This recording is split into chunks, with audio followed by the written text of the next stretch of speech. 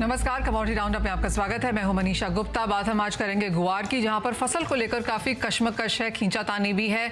100 लाख है, 100 लाख है या 70 लाख, इस बीच में यहां पर काफी सारा डिबेट है। लेकिन इस सब के बीच हमने यहां पर गुआर के भावों में जरूर बढ़त आते हुए देखी है, और वो मात्र इसलिए क्योंकि बाजार में आवक कम है। ज्यादा पैसे की उम्मीद में या ज्यादा आमदनी की उम्मीद में यहाँ पर किसान बहुत ज्यादा फसल बाजार में फिलहाल लेकर नहीं आ रहे। साथ ही बात करेंगे खाने के तेलों की, कि वहां पर क्या व्यूज बनते हुए नजर आए हैं, किस तरह का एरिया है, आउटपुट व्यूज कैसे हैं, एनालिसिस क्या है, बताएंगे आपको। साथ ही बात करेंगे कच्चे तेल पर, जहां पर कल फिर से एक मुनाफा वसूली देखने को मिली। कल रात की 1.5% की गिरावट के बाद आज फिर से 1-1.25% की गिरावट के साथ फिलहाल कच्चे तेल में कारोबार है। इन सब पर बात करने के लिए हमारे साथ आज बने हैं केडिया कमोडिटीज के अजय केडिया, कोटक सिक्योरिटीज के Ravindra Rao, soybean processor association of India के ईडी डीएन पाठक से भी बात करेंगे हम यहाँ पर सोया और खाने के तेलों के व्यूज को लेकर। लेकिन सबसे पहले आपकी स्क्रीन पर यहाँ पर गुआर ही लेके आना चाहते हैं, क्योंकि यहाँ पर डिबेट काफी गर्माता हुआ नजर आ रहा है। भावों में कल यहाँ पर अच्छी खासी तेजी देखने को मिली थी। 5,700 के स्तर यहाँ पर गुआर सीड में बनते हुए नजर आए हैं, और जहां तक गुआर गम की बात है, यहाँ पर भी 11,300 11,500 के जो रेजिस्टेंस लेवल्स थे वो हमने यहाँ पर निकलते हुए देखे हैं। आपकी स्क्रीन पर लेटेस्ट प्राइसेस लेके आना चाहेंगे। 11,700 के स्तर अभी भी यहाँ पर हैं। एक महीने में करीब 30% का इजाफा यहाँ पर गुआर गम में देखने को मिला है। गुआर सीड की अगर बात की जाए तो यहाँ पर इनिशियल गिरावट के बाद अब बहुत ही फ्लैट कारोबार है, लेकिन यहाँ पर भी 23% की तेजी एक महीने में। 5,600 के स्तर आपकी स्क्रीन पर यहाँ। अजय, आप कैसे देखते हैं फिलहाल गुआर को, क्योंकि जो फंडामेंटल्स हैं वो तो बहुत ही खिंचे हुए लगते हैं यहाँ पर। टेक्निकली ऑन द चार्ट सब कैसे लगते हैं प्राइसेस? नमस्कार।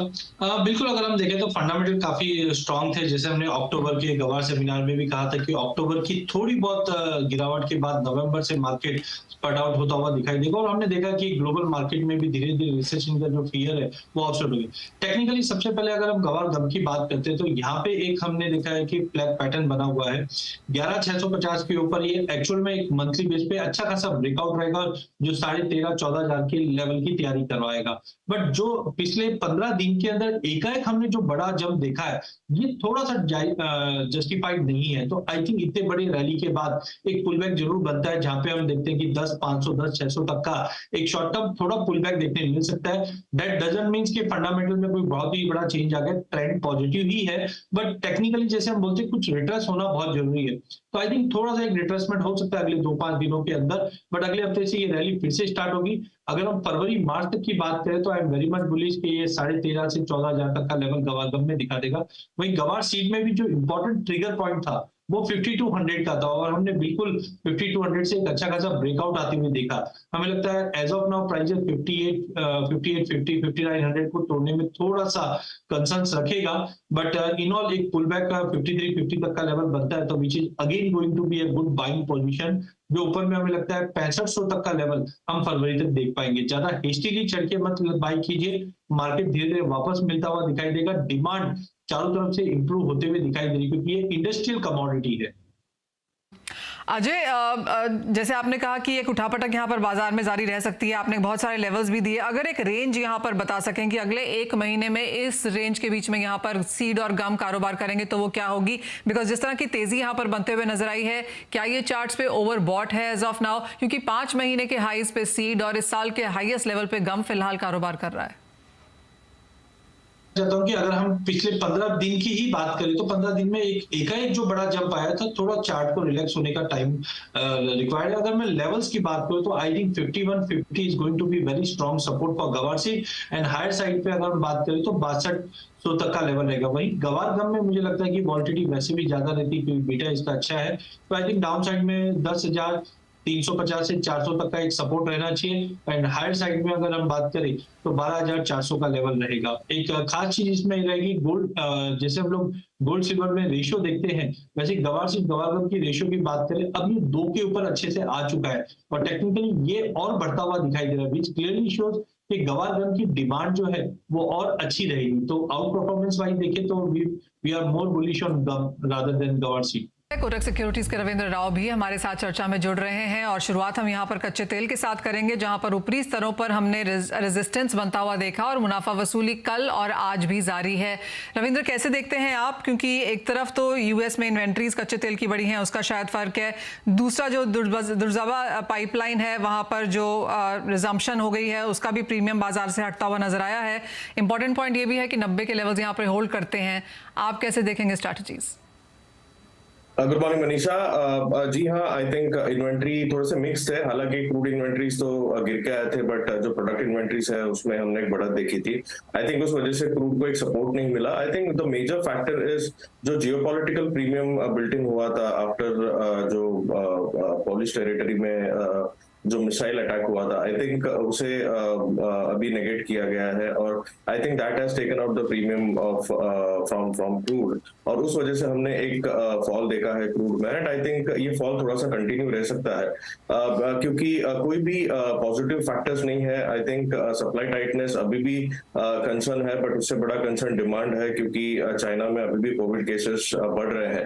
एंड वैसे अगर दूसरे रेस्ट ऑफ द वर्ल्ड के साथ कंपेयर करें तो नंबर्स कम है, बट वहां पे जो स्ट्रिक्ट पॉलिसीज है आई थिंक उसके चलते डिमांड को लेके बहुत चिंता है, और उस वजह से क्रूड को एक अपसाइड ट्रिगर नहीं मिल रहा है। मेरे हिसाब से प्राइस एक्शन देखे तो 84.70 84.70 डॉलर्स WTI में एक अच्छा सपोर्ट है। अगर उसके नीचे क्लोजिंग आ जाता है, पॉसिबली आज आ सकता है, तो मेरे हिसाब से $82 तक के जाने के चांसेस है। अगर MCX के प्राइसेस देखें तो आई थिंक 6,750 6,700 तक के लेवल्स वेरी मच पॉसिबल है। तो मेरे हिसाब से जो 85 से 90 का रेंज था वो अभी निकल चुका है, और अगर हम आज 84.70 के नीचे अगर क्लोज देखते हैं तो I think the range would become somewhere around 86 to 82 81 dollars. तो मेरे हिसाब से बायस थोड़ा सा नेगेटिव ही है, प्लस डॉलर रिकवरी से भी हमें थोड़ा सा एक डाउनसाइड मूव मिला है। तो I think till the factor is on, I think थोड़ा सा डाउनसाइड कंटिन्यू रहेगा। मेटल्स का भी काफी हद तक यही हाल है। कुछ मुनाफा वसूली यहाँ पर भी देखने को मिली है, जिस तरह का चाइना का हाउसिंग डेटा आया है और जो डॉलर में हल्की सी स्ट्रेंथ है। कॉपर अपने 5 महीने के हाई से जरूर गिरता हुआ नजर आया है, लेकिन रविंद्र, कुछ आउट परफॉर्मेंस हमने यहाँ पर बैटरी मेटल्स में से आते हुए देखी है। लेड और निकल पिछले 24 घंटों में बेहतर प्रदर्शन दिखाए हैं। वेल हाँ, एक्चुअली थोड़े से मिक्स्ड है अगर मेटल्स की चाल देखें, क्योंकि कॉपर में हमने एक बढ़त देखी थी फ्रॉम ऑलमोस्ट 640 650 से लेके 706 के आसपास। इवन जिंक में हमने एक बढ़त देखी थी, एल्यूमिनियम में बढ़त देखी थी, but I think rest of the metals were steady.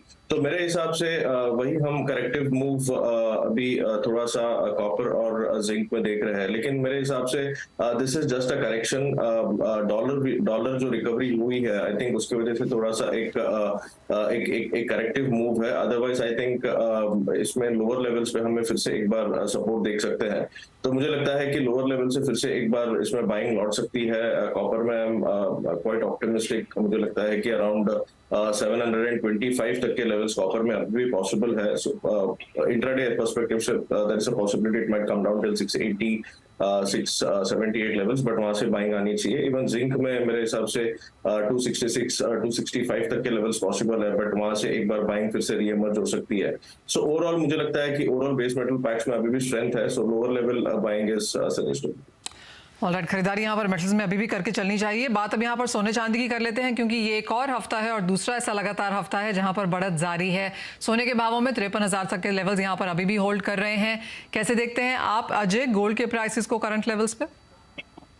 देखिए, प्राइजेस ने इन लाइन ऑफ एक्सपेक्टेशन काफी अच्छा रैली अप किया है। इंटरनेशनल में वी आर एक्सपेक्टिंग कि 1800 प्लस का ईयर एंड होना चाहिए, बट 2-3 दिन से हम देख रहे हैं प्राइजेस 53-100 के ऊपर सस्टेन नहीं कर पा रहा है। नो डाउट रुपए की गिरावट है, वो कहीं ना कहीं प्राइजेस को सपोर्ट करने की पूरी कोशिश कर रही है, बट एक करेक्टिव डिप अगर 1740 तक का भी लेवल आ जाता है गोल्ड में, तो which is a good sign gold को बाइंग करने के लिए। डोमेस्टिक मार्केट में आई थिंक ये 52 600 650 तक का पुल बैक मिलता है, which is good to buy, but overall I am expecting कि 1820 तक का लेवल ईयर एंड और डोमेस्टिक मार्केट में 53-600 तक के भी लेवल हम देख पाएंगे। ज्यादा करके हम देखते हैं एक्सपायरी के पीरियड में एक करेक्शन आता भी है, तो मे बी एक थोड़ा बहुत करेक्शन मिल जाए, which is good to buy again. जी हाँ, कुछ मुनाफा वसूली जारी रह सकती है, लेकिन खरीदारी के मौके आपको यहाँ पर बता दें कि मनी कंट्रोल पर दिए गए विचार एक्सपर्ट्स के अपने निजी विचार होते हैं। वेबसाइट या मैनेजमेंट इसके लिए उत्तरदायी नहीं है। यूजर्स को मनी कंट्रोल की सलाह है कि कोई भी निवेश निर्णय लेने से पहले सर्टिफाइड एक्सपर्ट की सलाह लें।